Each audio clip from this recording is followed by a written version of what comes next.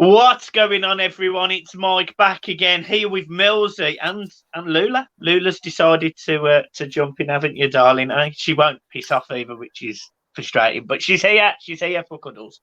She'll be more positive than me, Mike. I tell you, I'll keep her on the whole way. Oh, I know. Right, let's just cut straight to the chase.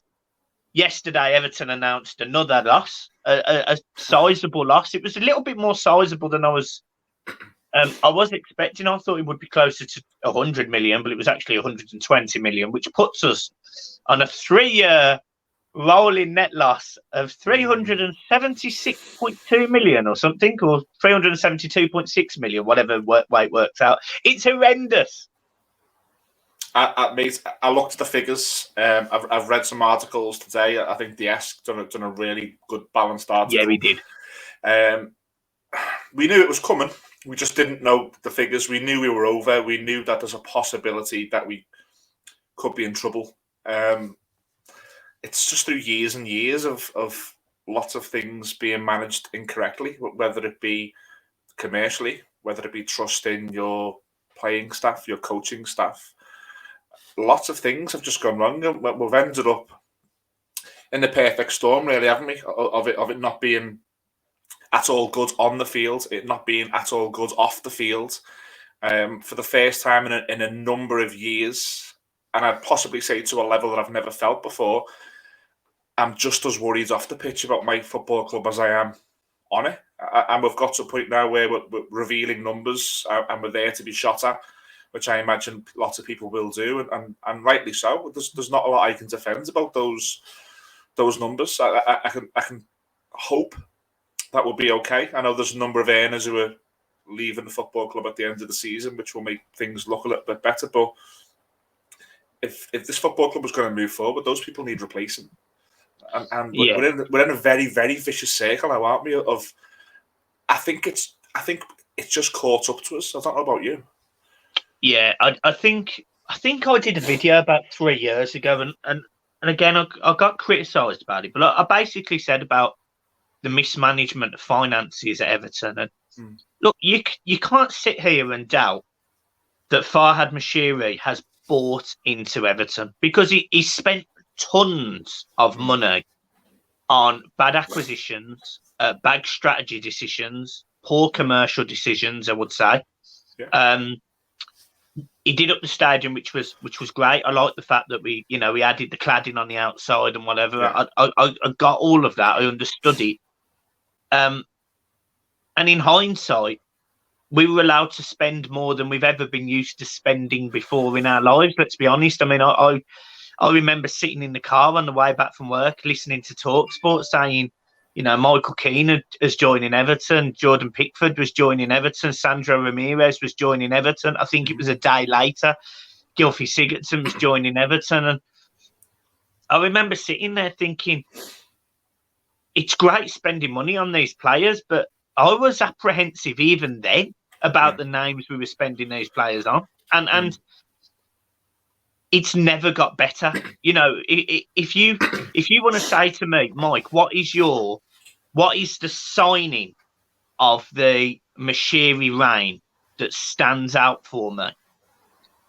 It used to be a fairly easy conversation, maybe, but actually it's incredibly difficult now, because who was the standout? Who was the standout signing in this 6-year period? I mean, was it Garner? Was Garner Moshiri? I think he was 2000 and summer 16. But it has to fall under Moshiri, yeah. Look, we got off on the wrong foot straight away, but I think a lot of fans, and myself included, weren't really onto the fact at the time that we'd got off on the wrong foot. It took for January this year for our owner to more or less apologise to our fan base, which he did in it was an article on the website, and I think it went in the matchday programme maybe as well, where he was borderline apologising for the running of the football club 5 years on. Now I'm guilty of not really seeing that until quite recently being within the last year or so. I was excited as anybody by Carlo and James and Alan and, Spirit of the Blues being played at most weeks when we were looking like we would qualify for Europe. I was blinded by that was happening, and that was taking my attention away from, arguably, the mismanagement of the football club. It would take a longer podcast than what we're going to do now to really get into why, but we can certainly braze over what we think is some of the main reasons. And have we been aggressive with getting the correct sponsorship? No. We've chopped and changed. We've had, Kazoo and Sports Pays. We've had Hummel, and we're chopping and changing. And none of those deals ever stands out as really, really progressive deals. And again, as fans, we're not meant to know the ins and outs. And it was all great when Kazoo were blasting James Rodriguez on Times Square, but we're coming to the end of that deal now, so it's obviously not been the best deal for us. The Angry Birds sponsor vanished. With that went money. And then you get onto the fact that Bill Kenwright is still at the football club, and as recent as the last transfer window, very, very active in decisions at the football club. Is Denise Barrett-Baxendale the greatest chief executive? Is she the most aggressive chief executive? I'd say, based on some of the mistakes on her watch, no. So there's been a constant stream of mistakes where, like I said, we've got to January 2022. Our owners apologising. Is it going to be too little too late? And the issue we have is if it is too late, because if it is too late, I think Everton are then propelled, and this is going to sound awful and scary, into financial oblivion, because we know the Championship's not easy to get out of. The players that would leave Everton would be the signature players. But let's be brutally honest, not a lot of teams are going to want to spend £80,000 a week on Iwobi and £70,000 a week on Michael Keane. And you're probably talking a handful of players, maybe 6 or 7, that would leave Everton. But we'd be stuck with a pretty rotten core of players. We'd be stuck with a team who wouldn't come back up without investment. And where's the investment? Whatever happens to Everton this season, it needs investment. And if you go down, it's even harder. And that's the issue. How much can we actually invest in this team? Because, yes, fair enough. Like we've got, I'd probably argue we've got 5 saleable assets. And I don't necessarily think we make money on all of them, but, we probably have got Calvert-Lewin, he's saleable. Richarlison, he's saleable. You'd probably argue that Ben Godfrey is saleable. You'd probably argue Mina is saleable. You'd probably argue Anthony Gordon is saleable, albeit he probably wouldn't want to leave. And you'd probably say Jordan Pickford. So the 6 there that sort of stand out. You've got Doucouré and Allen. Doucouré has been poor, I would say, for the majority of the season. He was great at the start. It was sensational, but poor. So does he go for more than we bought him for? I don't know. But yes, he's saleable. And Alan, it was a buy at 29 years old. I think he's almost 31. How much are you going to get for Alan? And that, yeah, you wouldn't. And when you've got rid of them players, that does leave you with a midfield of Tom Davies and Andre Gomez. It leaves you with wingers like Iwobi, Townsend. You probably say Jamari Gray could probably get a move, but even if he didn't, so you're looking at a team there that is that good enough to get out the Championship? Having looked at Bournemouth and Fulham, I'd argue not. Now, what I wanted to try and make it positive, but it's difficult. But we've got a huge week coming up: West Ham, Burnley, Man United. We need to go away to Burnley, in my opinion, and win. And we have to beat Man United at home, in my opinion, and win. I made a comment before the Newcastle and Wolves game that week. I said Everton needs 6 points to stay up. I was consistent with it. I'd said it for weeks. We need 6 points out of those 2 fixtures. And when we only got 3, I said we need to pick up 3 points from somewhere I don't expect. Yeah. And that game is probably, weirdly, Burnley away over Man United, because our away form is absolutely horrendous. I think we can beat Man United at home, but beating Burnley away is a different question, because they've got fight. Yeah, I mean, the only way this team stay up, and I think we'll agree on this, is Goodison Park. So regardless of Burnley, and I agree to an extent. I think we can't get beat by Burnley, and I think we can't get beat by Watford. That then puts us in a situation where Goodison Park will save us. If we can go and beat those two teams, fantastic. I am not confident that we will do that, and that's really sad to say when you're talking about teams of Burnley and Watford. I imagine their fans, their club as a whole, players, staff, are looking at Everton coming to town as a chance to leap Everton. If Everton get leaped, we're done. So that's why I'm saying Burnley is massive. You just can't get beat there. I do think there's enough about this team to beat Brentford at home. I do think there's enough about this team, and this sounds silly based on last week, but I do think there's enough to beat Crystal Palace at home. Yeah. As for Manchester United and Leicester, them two teams are so inconsistent. For me, it's hard to judge. If it was Manchester City coming to town, you'd write it off, but you don't know what Leicester or Man United that you're going to get. They're very similar to Tottenham. The Tottenham game at Goodison in October was fantastic. It gave us a buoyed feeling, and then we went and got done by Wolves or whatever it was. Goodison Park is massive. If you cannot get beat at Goodison Park again this season, and you don't get beat by Watford and Burnley away, I think we're okay. Are Everton good enough to do that? I don't know. And again, it comes back to, again, rightly or wrongly, it's on us. We've got to make that atmosphere at Goodison. And what I will say is one of the big things I've noticed, I sit in the park end, and I hope Everton rectify this as soon as they can, is where the away team have been coming out and warming up and going back in. We've got that at Burnley. So can our away ends use that to our advantage when the team are coming in at half-time and coming back over the second half? We're right on top of them. That's a big day for Evertonians, I think, going to Burnley and trying to get something going there. And I know it's hard. I'm not an away fan, so heart goes out to the guys who went to Crystal Palace last week, and the media didn't report that there was no trains down to London, and yet our lovable neighbours are getting all sorts of reports that they can't get to Wembley without a train. So I feel so sorry for our away fans, but I think that's a big chance for atmosphere-wise for us to maybe get Everton over the line and get a point or three at Burnley. But yeah, it comes back, Mike. It comes down to Goodison Park for me, and it has done for weeks and weeks now. Yeah, Sam, and that's the scary thing, because actually I looked at our home form over the last 2 or 3 years before this video, and actually it's not actually been great. No, under the Moyes days, and even say the third, even under Martinez, we were pretty solid at home. I remember one year we lost once in a year at home and drew 3 games. The rest of the time we won. We were proud of Goodison Park being a fortress, and it's not that the old lady's lost her charm. It's that the players on the pitch have lost that.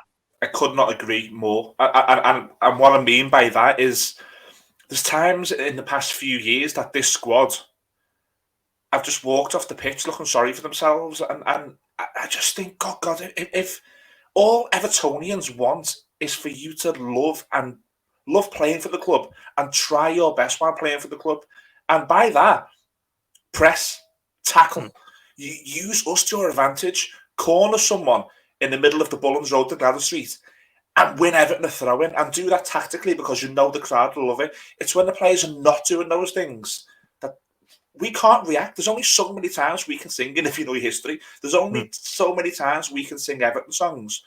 If you're not getting it back, so again, we can do as much as we can, but by God, we need it back. And the little things. When Everton lost to Manchester City, they were fantastic, and they got applauded off the pitch because they tried their hardest. The difference was Wolves, where we seen as soon as that goal went in, the heads dropped. I've never ever seen a team with that many heads. When Everton concedes a goal, they just go and they walk back. And there is nobody, minus the goalkeeper who's shouting at whoever's fault it was, which there's nobody geeing everybody up. And there's just not. Even Richarlison, one of those characters who ran on the pitch when we scored past Newcastle, and you could see he felt it. He doesn't even do that. He's as guilty as anybody for his head going the wrong way in game, in play, when we're hanging on a knife edge. And you're absolutely right in what you're saying, but we need something back. And if Everton don't win another home game, but they come off the pitch with the shirt stuck to their back and they give everything, okay, it's a quality issue. And we already know it's a quality issue. We're lacking in quality. The reason we're down here, forget Farhad Moshiri, the reason that team are down there is a lack of heart, pride, and a spine. Yeah, do you know, it did. It made me go back 10 years. You know, I used to, so in school, so 15 years ago now, I'd be in school, 15 years old, and I'd sit there and say what, 15 years ago, was say what, 2007. Yeah, is that right? 2007. Yeah. You know, I used to love seeing us have the ball in the middle of the park, Tim Cahill. He'd pass it into Arteta. Arteta would spray it out wide to Stephen Pienaar. Pienaar would, on the overlap, playing Leighton Baines, and Leighton Baines would cross the ball into the box for Yakubu or an Andy Johnson to slot it home. And I from that moment, Arteta would get the ball and it would go into Pienaar. You'd stand up. You'd hear the wooden seats flip back. Yeah. You'd get that rush. Yeah. And I remember that rush. Like, it's the best feeling in the world. Like, it's the best feeling in the world. My missus won't like that, but it is absolutely the best feeling in the world. That rush at Goodison Park when you've got that expectation that the Blue Boys are going to score. And, you know, this is sometimes what Everton fans who don't like me necessarily, just because I'm from Birmingham, whatever, this is where they don't get the emotion side. I absolutely am invested 100%, and those emotions stay with you forever. And I remember, I will never, ever forget the ball coming across the box, Yakubu on the turn, smashing it into the top corner, and I think we won that game 6-3 at home. I will never forget the play. I'll never forget the Morales cutting in from the left-hand side after a low overlap from Baines and curling it into the top corner against Spurs. Never forget. I feel like we don't have players and even a basic philosophy on doing that. It was the simplest game of football in the world. And look, it wasn't tippy-tappy. It wasn't glamorous. It wasn't even fantastic. But it got us results, and results are what I loved. Look, if you'd said to me right now, after the Sam Allardyce moment, after the Marco Silva moment, Everton were going to be in a relegation dogfight in 4 years, I probably would have gone, yeah, I can actually see it. Because we were only ever going in one direction, and we have been for the last probably 4 or 5 years. Carlo Ancelotti was a lovely moment where I thought, yeah, right, okay, we're going back up this way now. But even he disappointed me in the last half of the season. And he was a distraction, wasn't he? He was a distraction from the problems. And all that you're saying there, excuse me, all that you're saying there about, you know, the decline, if you will. And again, I've dug the players out there previously, just before, and I think I'm right to do so. Anyone disagrees, then that's fine. We can chat in the comments and things. But what Mike's saying there, I'd react to that by saying all this decline is when Farhad Moshiri has come in to the football club. That's where it started. Now, Farhad Moshiri has been rumoured to be buying players that he wants to buy for no other reason that he wants them. He wants Wayne Rooney back. He wants, for some reason, Alex Iwobi in an Everton shirt. He wants El Ghazi in an Everton shirt. That, to me, is unbelievable. You then appoint directors of football who think that it's right to sign Ashley Williams and Gylfi Sigurdsson. You appoint a director of football who thinks it's right to not replace an aging right back, and the cows are coming home at the moment on that one, aren't they? Because, you know, he had a number of years there, and, you know, that 2019 window, I can never get my head around that. I know the Alex Iwobi deal was you know, Farhad Moshiri, but that director of football went and spent £20 million plus on Andre Gomez, and again, and these are the players now that are just not good enough. And it has to, the accountability has to fall towards our owner. You know, if your restaurant closes down because you've had 5 bad chefs, That's on you, my man. That's on you. Hmm? You've ran that into the ground. You've took so many wrong turns there by not appointing the right people. And Thelwell, who's came in now, I don't know anything about him other than he's got a hell of a job on his hands. And that's... I really don't like this director of football model. Like, I really don't. I do not think... I know it's a modern thing in football, but I just do not think it suits Everton Football Club. And I almost want to get back to the ethos we had a few years ago. Because, we've gone from this almost community-driven club, supportive club, a club where the players would die on the pitch, and this isn't just me taking a pop at the last 6 years. This has been a slow, gradual decline for 30 or 25 or however long it may be. But facts are, Everton went from being one of the most successful teams in English football, a team that in 1985, for reasons outside of our control, were unable to be fairly, I would say, crowned champions of Europe. I would argue, and we're here. So this decline has been it's been hard. Like, it's been hard to watch. It's been constant. It's been constant. Yeah, and the problem is it hasn't got worse. The whole Premier League thing, try and make Everton more competitive in the Premier League. We were one of the 5 breakaway clubs to form it, etc. Fine. We were perceived obviously as a massive club then. Do you think the Premier League look at Everton as a big club now? No, I mean, that just shows the grace and fall. Everton are a poking stick for the Premier League, from anyone associated with the referee. Everyone, they can just... We are not a big player in the Premier League, and a lot of fans won't like to hear that. But if you take your Evertonian head off, do you really think that a lot of people who live in America, who are football fans, would get up early to watch Everton versus Leicester? But they would if it was Manchester City or Manchester United versus Leicester. The fall has been so dramatic. I mean, and I haven't even seen the best days. I was live for them, so I'll hang on to that in any arguments. But I haven't seen the best days. I have to be 37 and still living off them. It's unbelievable. You wouldn't stay in a marriage that long. You wouldn't stay in a marriage for a fraction of that time.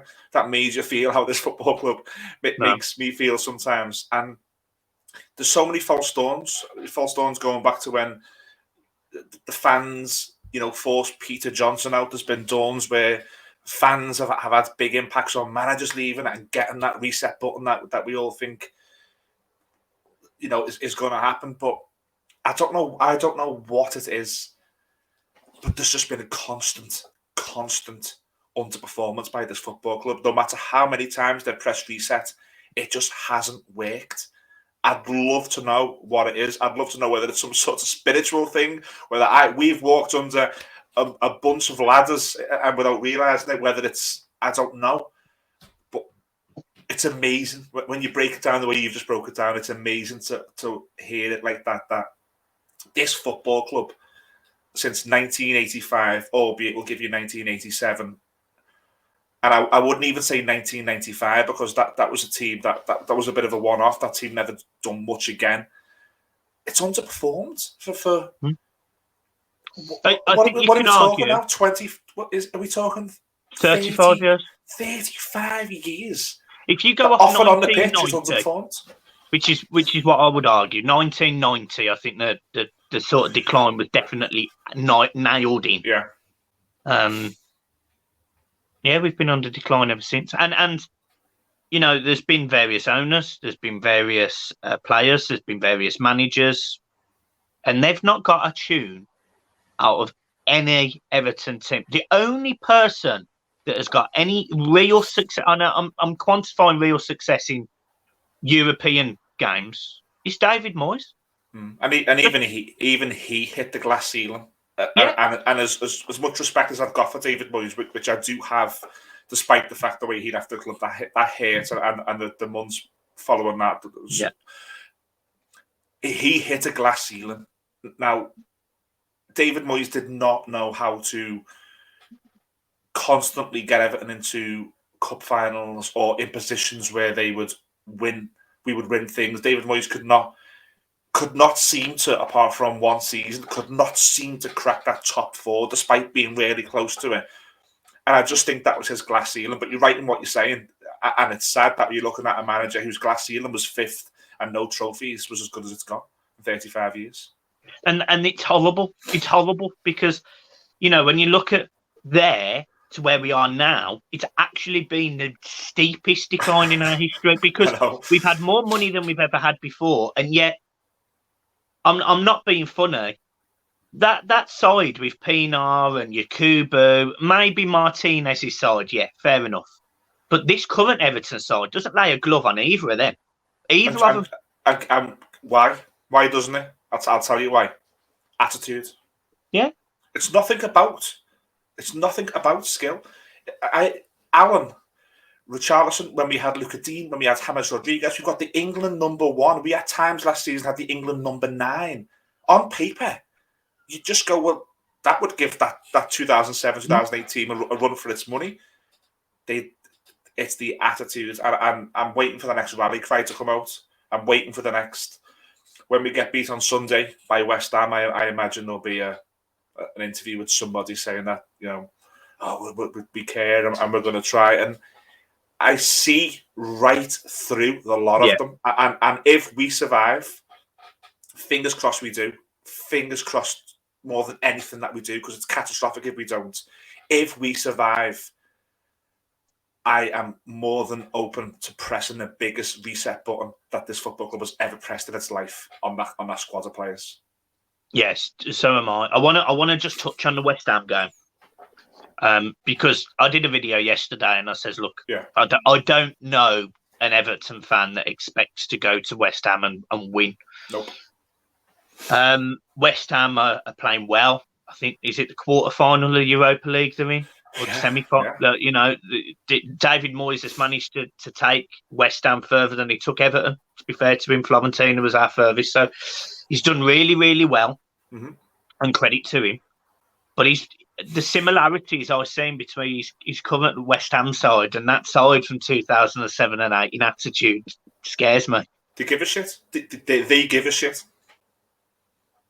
And when we're going into this game, I have no doubt for the first 20, 25 minutes, just like we did at Palace, just like we did against Newcastle, just like we do against everyone, Spurs, we will press and press and press.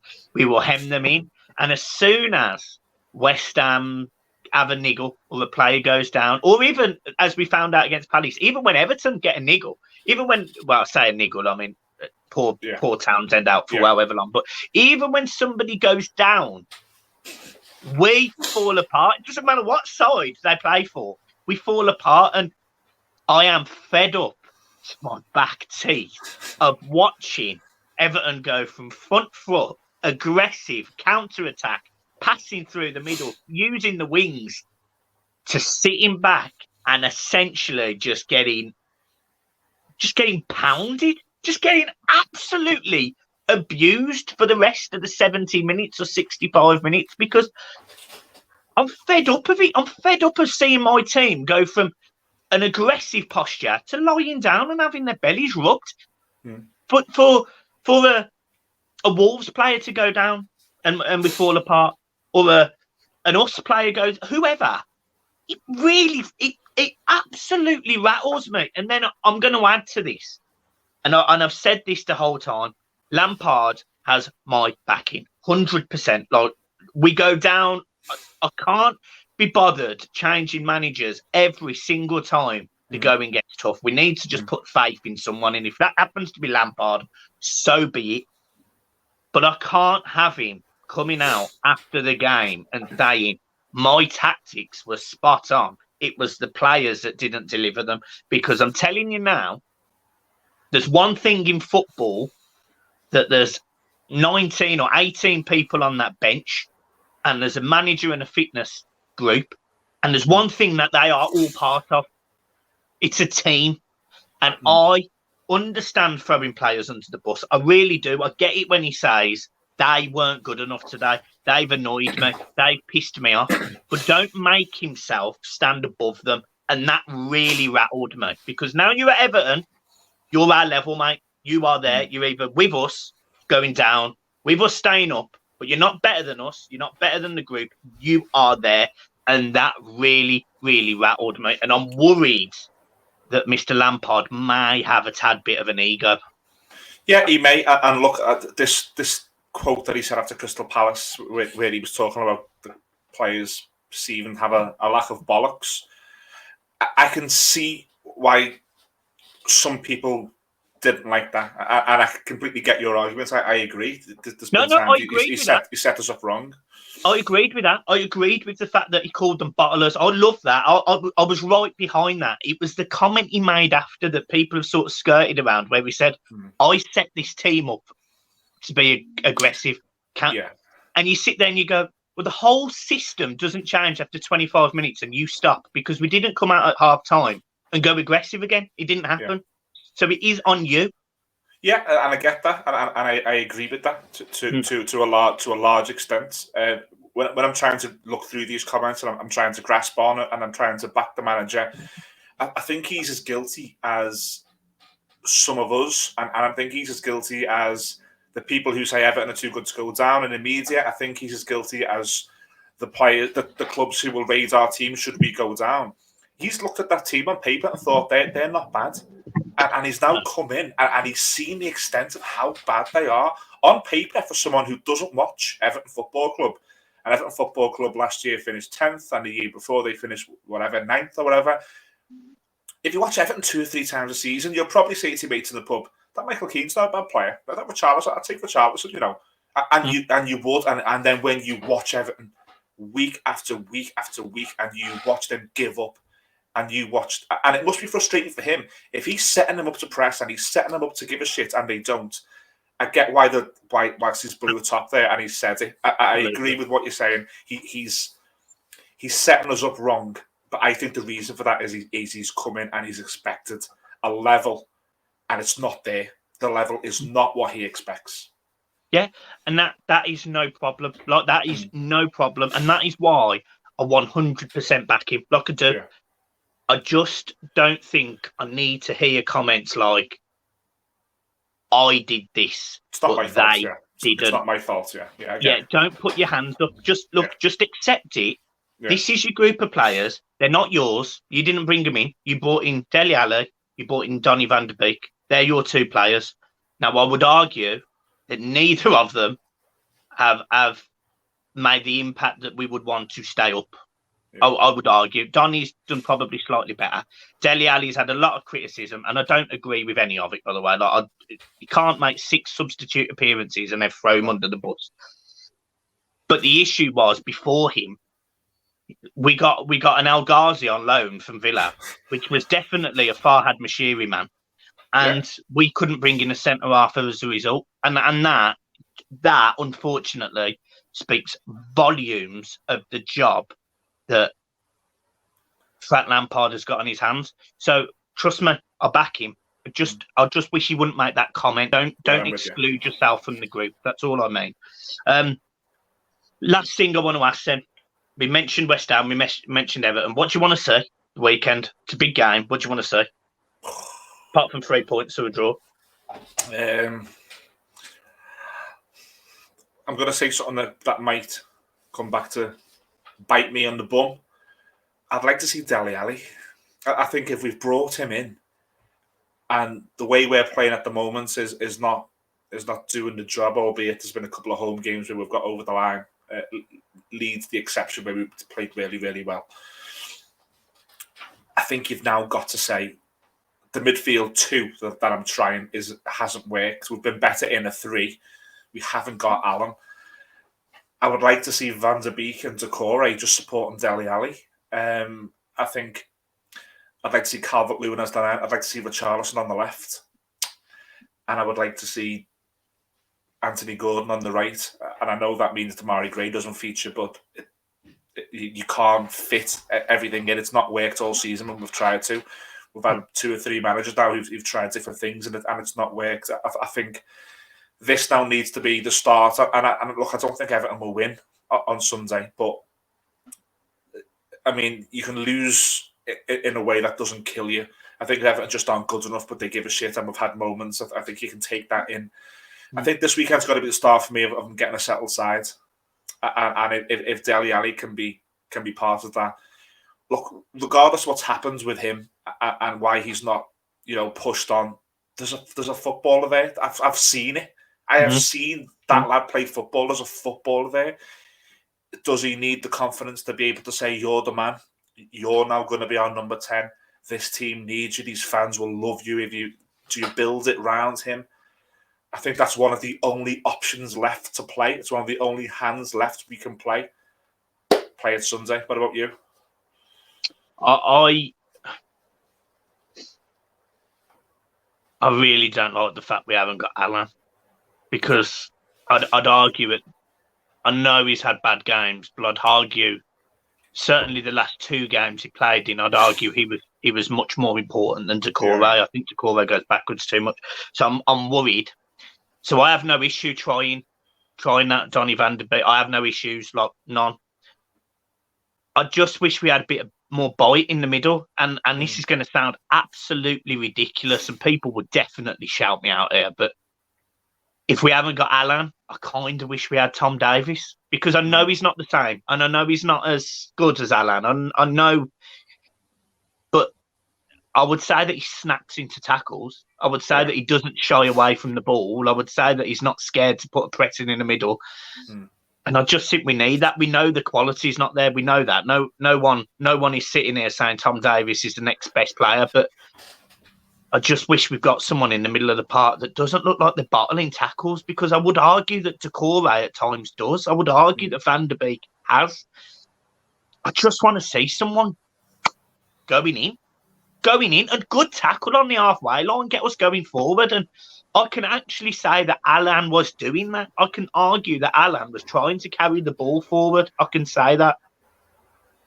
I can't say the same about Doucouré at the minute, which is what he was doing at the start of the season. He was winning that tackle and carrying it forward. So I wish we had that. He plays better with an Alan. And when Alan was out last season, at times Tom Davies came in. And again, I think Doucouré needs that. Now, you're absolutely right what you're saying. Alan is a higher standard, but there are similar moulds of player. And I think Doucouré plays a lot better with that. So I get it. And that's what I mean. Another thing I like to see, and there'll be a lot of Seamus Coleman's fans that will not be happy with this, but I want to see Nathan Patterson, because I've just seen that kid play 2 very decent games for Scotland. And, I mean, correct me if I'm wrong, who was the opposition for Scotland? Poland. So they played a very decent Poland side, who, by the way, have just qualified for the Euros. I mean, he's going up against players like Lewandowski. He's going up against players like Matty Cash. In high pressure environments at Hampden Park in front of the nation. Yeah, you know what I mean. I'm sorry, but there is literally no harm with giving him the next 3 games. There's literally no harm in it whatsoever. Oh, I agree. I don't think he will, though. I don't think. I don't think he will either. But he starts for me. He absolutely starts for me. Because if we're not rewarding players when they are on a high, like he will be absolutely buzzing. And the first thing that will happen when he gets back to Finch Farm is he'll go, "Oh yeah, well, I'm going to sit on the bench on Sunday." That is so deflating. As a person who played at a decent level, well, I know that's surprising looking at me now, but as somebody played at a decent level, there was nothing more depressing than going away and playing in a tournament somewhere, and then coming home, having what you would deem a great game, scoring a goal, getting an assist, a couple of goals, whatever, and the next game being put on the bench. Yeah, there's nothing more demoralising. So get him in the team. So I want to see Calvert-Lewin fit. I want to see him fit, because if he's not fit, I'd throw him off after 30 minutes. Do you think there's much in this talk as agents actually came out this week? I think he's gone. I think he's gone. I think his head's not there. And this isn't a criticism of him, because I think it would be very easy. He's been injured. He probably doesn't necessarily have the same connection with the club as a result of his injury. He hasn't been engaging. He hasn't been playing on the pitch. He hasn't had that emotion thrown at him. So when he's came back and all of a sudden people are expecting that Calvert-Lewin, and that Calvert-Lewin is absolutely nowhere near the Calvert-Lewin we've got right now, it's very easy to single him out. So it's very easy to fall out of love quickly. How many times have we gone into work and gone, that was an horrendous day? What do you feel like in the morning? You don't want to put your laptop on. No. So I'm telling you, I think he's gone. I think he's done. And I wish him all the best. I'll never dig him out for any of the things that he does on his modelling or his social. Never. I never would. No. As long as they're not impacting his training time, his dedication to Everton, I don't care. But I feel like we've got a player in Calvert-Lewin that isn't at Everton anymore up here. And if that means he's going to Arsenal, so be it. If the rumours are true, 55, 60 million, I take it. I take it because we've got. We've got no choice. Yeah.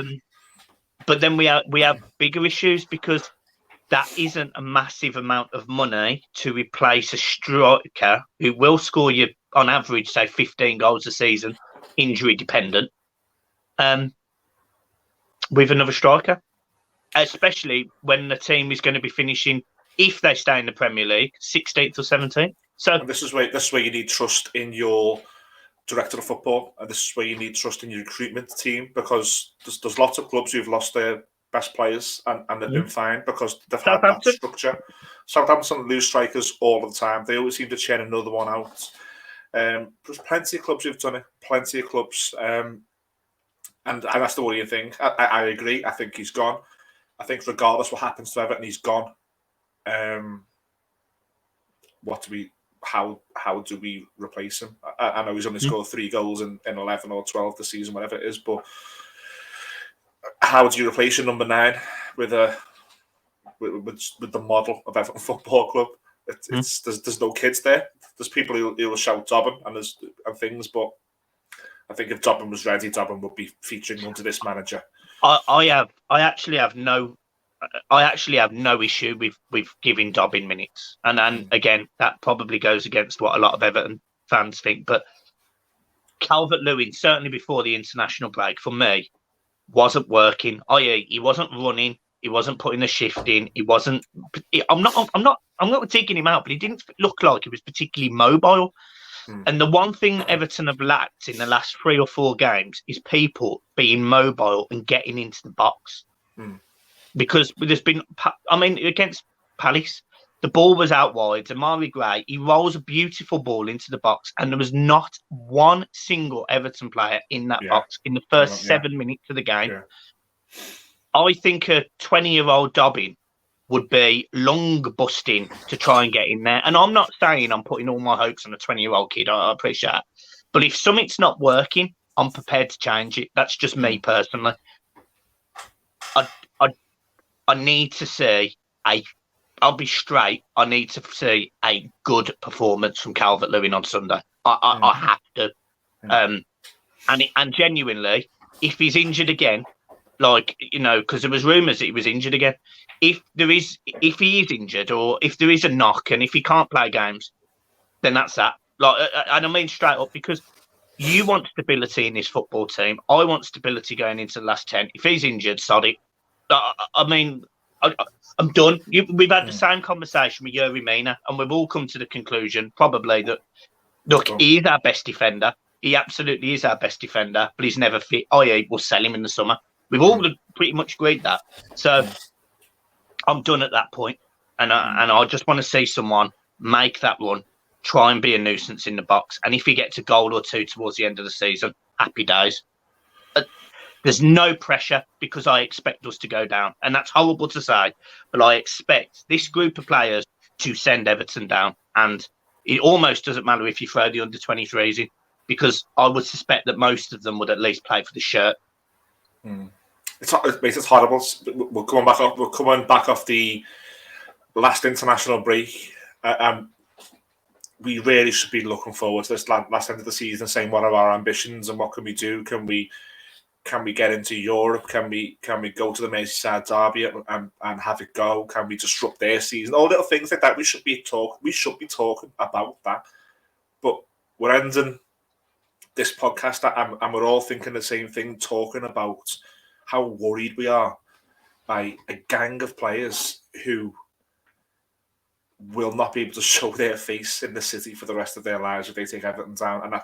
And if you think getting booed off at Brentford, and if you think getting booed off at home to Watford and Wolves was bad, and I'm worried sick.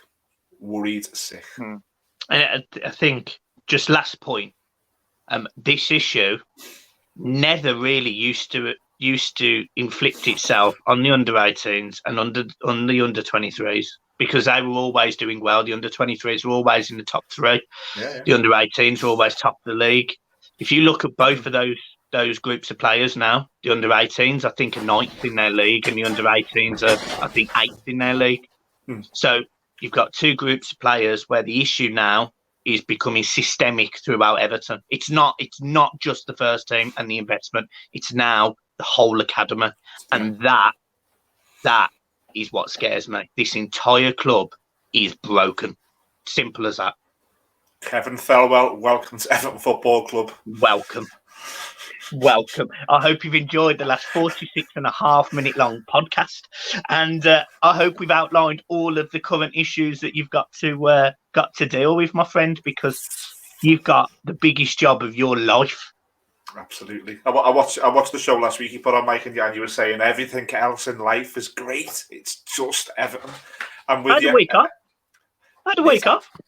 Mate, do you know when you said that last week? I was watching it. I was like, I can relate to that, because everything for me as well. You just think if Everton were just okay, life would be fine. Honestly, mate, I'm coming in from a new job, which is great. I've got two amazing children, a wife who I am punching above my absolute league with, new car, or everything is going right. And I let this football club drag my mentality right down. I come in on a Saturday, I'm like, I'm no use to anybody. I'm literally no use. And I'm having, when we got beat by Spurs the other week, I had a sleepless night. And I just found it funny when you said that last week. I completely related to it.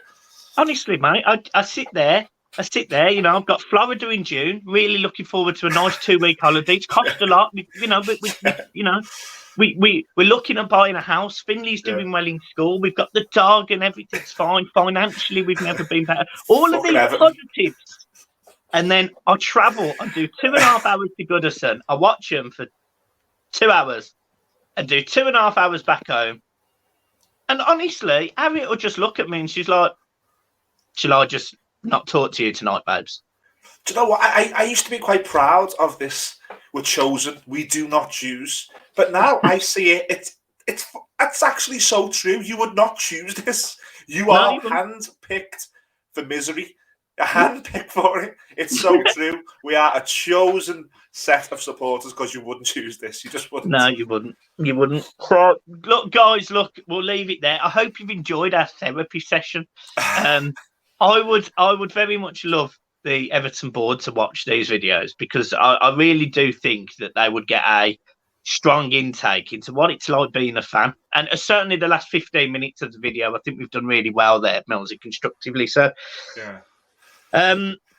look, you'll see me again tomorrow. The videos are back, guys, so there'll be a video probably every day.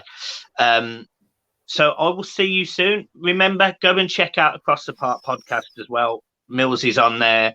A couple of great Evertonians, Judgy being one of them, and a couple of good. Judgy, so anyone who does want to go over this week, I think the show's out this evening. The lads have tried something new this week. They set up a camera. They set it up in a pub. So if you want to go and check out and give us some feedback on that, by all means, Judgy, Pricey were joined by Terry, and they talked about both sides and the last end of the season. But they've done it in an environment where it wasn't remote. They've done it in a pub with a good setting. So if anyone's got any feedback for us, including you, Mike, please let us know. Yeah, love that. I love that. It's the sort of under the cosh setup, which is a a podcast that I really enjoy listening to. So, yeah, love that. So, yeah, guys, make sure you go over and subscribe to the channel as well. The match reactions are fantastic, instant, outside the ground, very emotional, just like mine and John's at times, but really, really good, very constructive. Good Liverpool lads as well. Don't necessarily take the mick out of us too much. Derby days are horrendous, but apart from that, guys, we will see you soon. Peace.